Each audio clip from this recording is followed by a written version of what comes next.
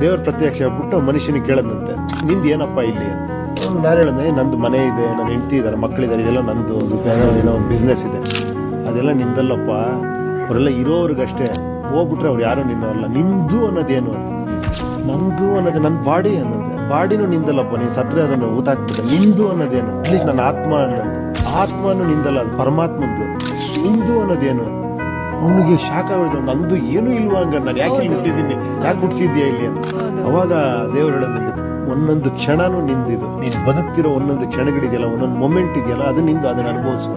ಏನ್ ಹೇಳಿ, ನಾವು ಎಷ್ಟು ಬೆಳಿತೀವಿ ಅಂದ್ರೆ ಅವ್ನು ಹೆದರ್ಬೇಕು ನಮ್ಮ ಬಗ್ಗೆ ಮಾತಾಡೋದಕ್ಕೆ, ಆ ಲೆವೆಲ್ಗೆ ಬೆಳಿಬೇಕು ನಾವು. ನೀವೆಷ್ಟು ಬೆಳೆದ್ ನಿಲ್ತಿರೋ ಶತ್ರುಗಳು ಕೊಡೋ ಅಂತ ಆನ್ಸರ್ ಅದು.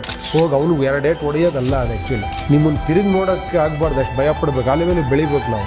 ಬೆಳಿಬೇಕು ಅಂದ್ರೆ ಪ್ರತಿಯೊಂದರಲ್ಲೂ ವಿಚಾರವಂತರಾಗಬೇಕು, ಪ್ರತಿಯೊಂದರಲ್ಲೂ ಸ್ವಲ್ಪ ಶ್ರಮ, ಏನೋ ಎಲ್ಲದರಲ್ಲೂ ಫೋನ್ ಹುಡ್ಕೋದು, ನೆಗೆಟಿವ್ ಹುಡ್ಕೋದು ಆಗಬಾರ್ದು, ಫುಲ್ ಪಾಸಿಟಿವ್ ಇದನ್ನ ಬೆಳೆಸ್ಕೊಬೇಕು. ಒಬ್ಬ ಮನುಷ್ಯನಿಗೆ ಎಲ್ಲ ಕೊಟ್ಬಿಟ್ಟು ಒಂದು ತಿಂಗಳು ಒಂದು ಮನೇಲಿ ಹಾಕ್ಬಿಟ್ಟು ಅವ್ನಿಗೆ ಏನ್ ಬೇಕು ಎಲ್ಲ ತಗೊಳಪ್ಪ ಅಂದ ಮೇಲೆ ಒಂದು ತಿಂಗಳು ಬಿಟ್ಟು ಅವ್ನು ಹೊರಗೆ ಬಂದು ಹೇಳದಂತ, ಇದು ಸ್ವರ್ಗನ, ಇದು ನರಕ, ಇದು ಅನ್ನೋದು. Correct correct correct. ಅಂದ್ರೆ ಲೈಫಲ್ಲಿ ಒಂದು ಏನೋ ಒಂದು ಚಾಲೆಂಜಸ್, ಸ್ಟ್ರಗಲ್ ಇಲ್ದಿರೋ ಲೈಫೇ ಅಲ್ಲ.